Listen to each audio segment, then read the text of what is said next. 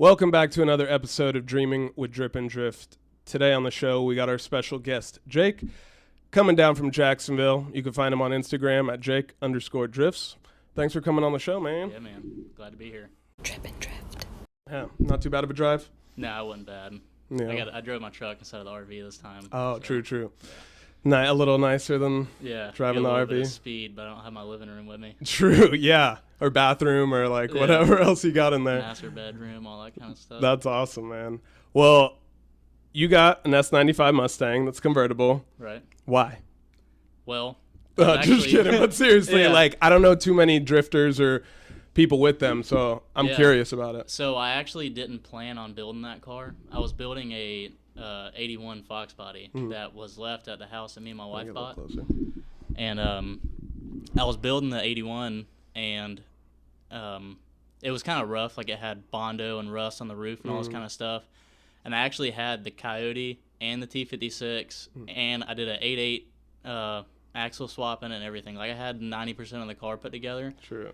But there was just so many things that weren't working with it. Like, I was buying parts, but it was kind of for a 94 to 04 Mustang. Okay. But since the 81, it was like the steering rack was different, and I was buying steering shafts, and they were different, and I got so fed up with it, I just like threw a wrench at it, and I was like, you know what, I'm just gonna get a different chassis. Yeah, because if I'm not mistaken, can't you use parts like through all those Mustangs? Yeah, so I could deconstruct my car right now and put it all in the 81. Okay. But I'd have to use my steering column and all that kind of stuff, and I didn't have any of that stuff yet. So I just went on Marketplace and started scrolling. I found a new Edge, and this guy he was up in Georgia, and he was strung out. He just didn't want to come off it. It had a blown head gasket and all this kind of stuff. But, so I moved on, and I found that car, and I just fell in love with like the white and the black, and it had big old meaty tires on it, and it was a complete car. It just didn't have a motor in it, which was fine because I had my motor already. Yeah. So I hit the guy up. He had just posted it. I was like, he had it listed for like $1,750. I was like, hey man, I'll give you $1,000 cash right now. You know, like kind of low bottom a little bit, but he's like, I tell you what, I've just posted it. It's a Friday. If the listing lasts through the weekend, you can come pick it up on Monday. I was like, all right, cool. He texted me again like 2 hours later. He's like, hey, come get it. I'm not even trying to deal with it. And I was like, all right, cool. I didn't have my trailer yet, so my father-in-law had the trailer.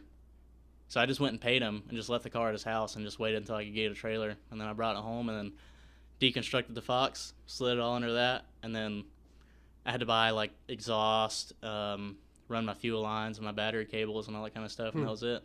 All right, you like it? I love it. Yeah. I mean, I kind of wish it wasn't convertible. Yeah. And I kind of wish it was a new Edge. But I'm happy with it. You know, sometimes I look at it and I'm in love with it. Sometimes I look at it and I'm like, ah.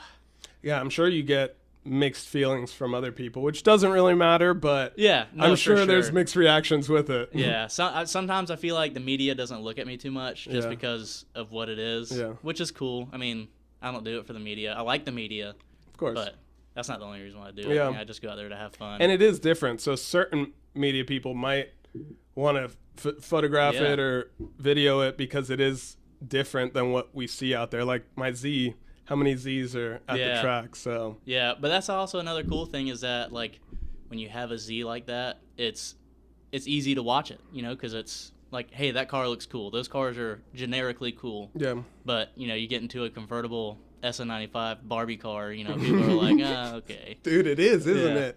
Dang, Barbie. I think it is a Barbie car. I actually, you know, I got my long hair. The last event I went to, one of my buddies was having a conversation with his wife, talking about girls driving Mustangs. And I just took my helmet off, so I had my locks hanging out. And she's like, see, look, that girl right there is driving a car. And I'm like, a lady. I have a beard, man. Come on. That's why funny. I grew it out. Dang. Well, is there anything else that you'd want to build or that you're interested in driving? Or you want to stick with Mustangs? I'll probably stick with Mustangs. Yeah. I do have a 1974 Opel Manta sitting at the house that not a whole lot of people know what it is. So I've heard of Opel. I don't know if I could recognize. Yeah, I mean, if you saw it, you'd be like, yo, what is that? True that. But the only thing that keeps me from building that car is I'd say like the rule book. You know, like there's a lot of stuff I'd have to fabricate to make work. True. And if I'm changing, suspension pickup points and all that kind of stuff, then, which I'm nowhere close to competing. Right. But if I'm going to spend that kind of money, I do want to get there eventually. I wouldn't be able to use that car. True. So I do think I'm going to end up building that 81. I still have it. It's in my backyard. Nice. I think I'm just going to build it into like a full-blown like comp car, like cut the doors out, Nice. Put a whole cage in it, because that car's got carpet and all that kind of stuff in it. So I'll probably build that to be like a competitive car. Nice. Well, have you been to any tracks outside of Florida or mainly in Florida? Yeah, so I actually want to shout out to Matt Burek. He, I don't know if that's how you say his last name, but he runs a organization called iTrack Motorsports. Okay, I've heard of that. Yeah, man. Dude, those are some of the best venues I've ever been to. Yeah. I've only been to 2 of them so far. They have a lot of them, but they did a event in the parking lot of SGMP right there in Valdosta. And that one was cool. It was a really long layout, so it like destroyed my tires. True. I would go a whole day at OSW on one set, and I went through like 4 sets in one day at that track. But it had a jump in it, and I've never third gear entry before. What? Dude, top of third, probably 90 miles an hour. Like all 4 wheels lift? All 4 wheels off the ground. Wow. It was I told Matt, I'm like, hey man, I'm not gonna hit that jump. He's like, all right, just take it how you want to take it. Yeah. I'm like, all right. I did 1 lap. I was like, I'm hitting the jump. Yeah. And I just matted it in the top of third. And you're like, it's right at the turn. Okay. So you're already e-brake sideways, and you kind of hop over it that way. Into a drift? Yeah. Wow. It was so much fun. But then another track is called Crisp Motorsports Park, which is the last event I just did. Probably it was 2 weekends ago. Okay. I will go to that track anytime they have an event. Yeah. Word. Where's that at? It's in Cordell, Georgia. So if you know where Georgia. Tifton's at, it's up 75. It's about before Atlanta? Yeah. Probably like an hour and a half, 2 hours before Atlanta. Nice. But yeah, man, that track is amazing. And iTrack events are almost always 2-day events.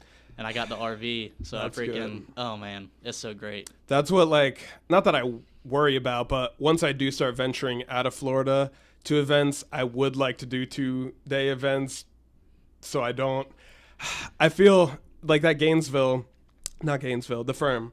At the firm, it was a whole weekend to drive that one day. Yeah. And it was amazing. I wouldn't change how anything went that weekend, but it was a lot to drive that one day. Yeah. I wish it was, we got to a couple days driving, but yeah, the firm was weird for me because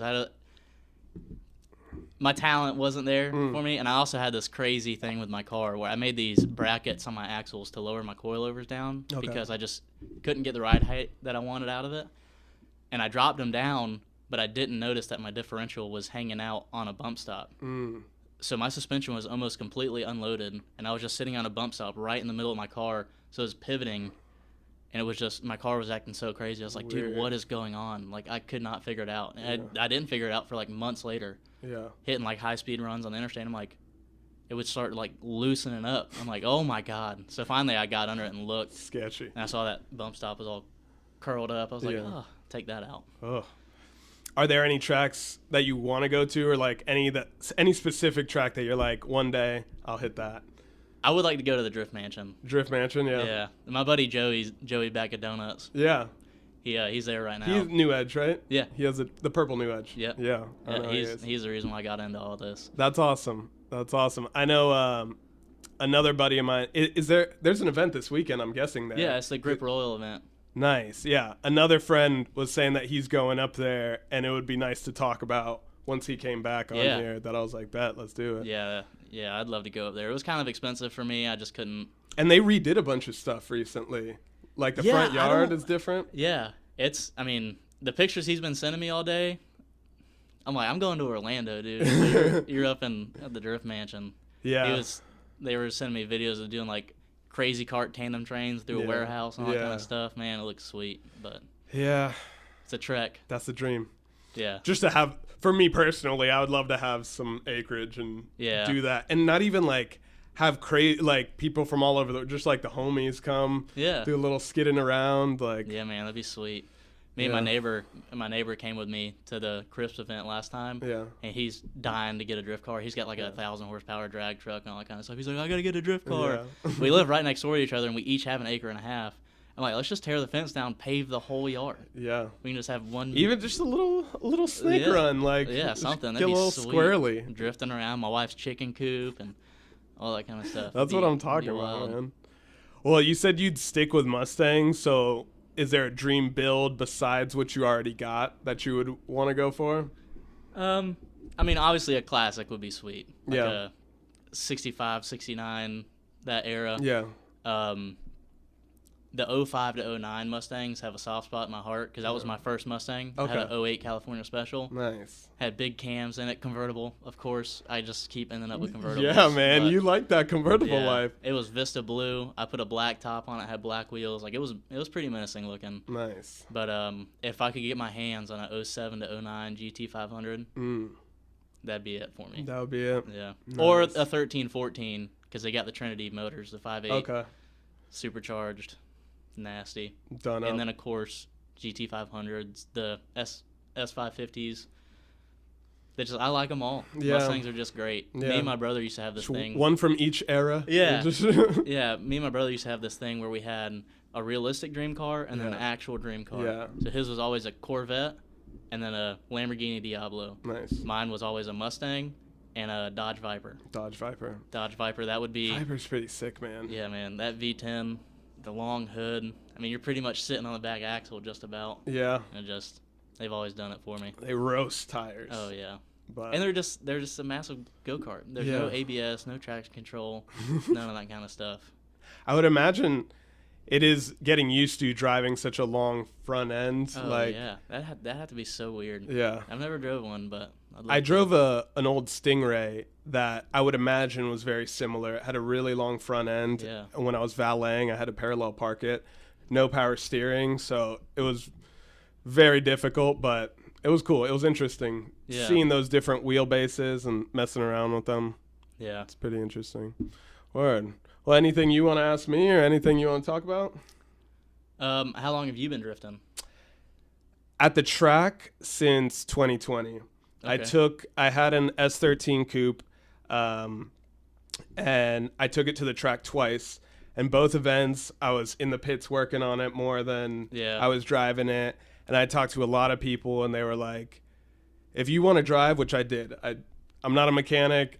I do media, but like all I want to do is drive. Right. And they were like, trade it for a Z and get seat time. And that's what I did. Traded it and been nonstop seat time ever since. Well, I did have to take a 6-month break when I hit the wall, but before and after that, seat time. So, I'm still in B class, but working on the tandems. And same. luckily I got the sim in January, and that's really been helping me out getting more comfortable with following a car, my proximity and stuff like that. Yeah, I'm not good at chasing. I can lay down a solid lead run, but when it comes to chasing, I kind of found out at the last event that I'm not putting enough angle into my turns. See, I don't have a sim, which I really wish I did. Yeah. But I get all my practice from actually doing it. That's why I went to, this would be like my 10th or 11th track day this year. Nice. But I don't know if you know. Do you know who Brian Sturman is? He's got that blue E30 turboed M52. I think so. It was some white decals on it. Yeah. So he's. I always got to give that man his flowers because he whipped me into shape. Yeah. Going to crisp. He doesn't let me, just be like, oh, I'm doing so good. He's like, no, you're not. Yeah. Like, get it together.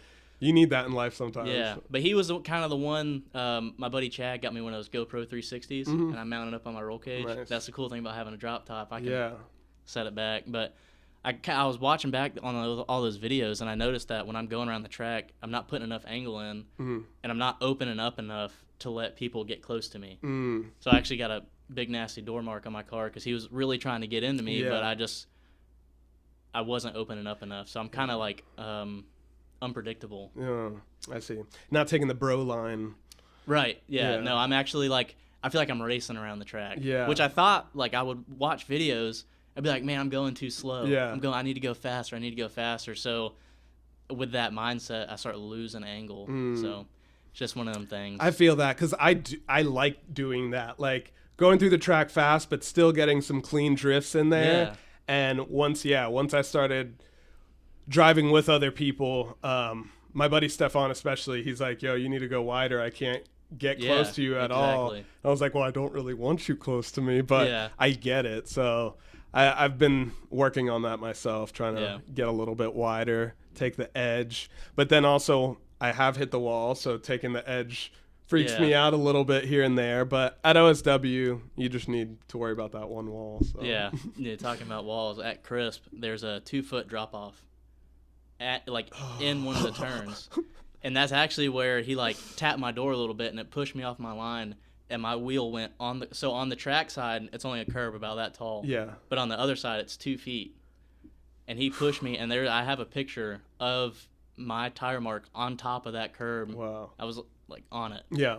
It's very close to totaling my car. Yeah, wow. Yeah, well, that was scary. Glad you didn't. Yeah, same. Is yours caged fully? No, I just have a 4-point just to pass tech. Yeah.